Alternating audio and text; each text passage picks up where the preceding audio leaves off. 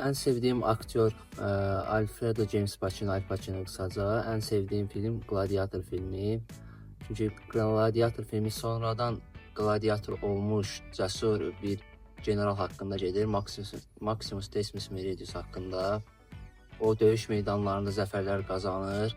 Ama bir saniye içinde hayatın en aşağı təbəqəsinə düşür, köləliyə düşür. Siyasetin qurbanı olur. Çünkü döyüş elədir ki, döyüşdə bilirsən düşman kimdir, amma siyasətdə ən yaxın adamın belə sənə arxadan vura bilər. Ona görə onun tək əlacı döyüşmək olur. Yəni mənə görə bir kişilik məktəbidir.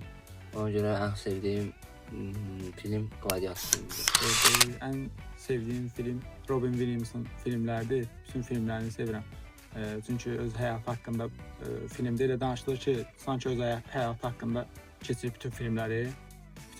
Onun filmlerini izlemişəm. Yani dəfələrlə.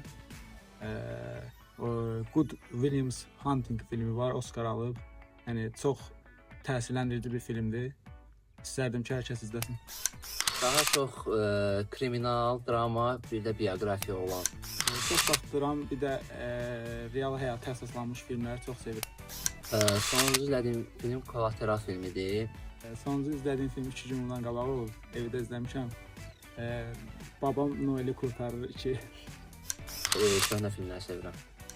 Səhnə filmi. İndi belə bir arzum yoxdur, amma uşaq vaxtı həmişə Hörümçək adama baxmışam və istəyərdim o vaxtı oynamaq. Yəni uşaq vaxtı yeni il qabağı evdə təkə çox baxırdım. İstərdim ki, o uşağın yerində olum. Burada 2 film deyə bilərəm. The Lion King dəki Hans Zimmer'in musiqisi var, bir də Interstellar'dakı Hans Zimmer'in musiqisi. Film yox, serialda Qutlar Vadisi Çəndərəyimi çox bəyənirəm.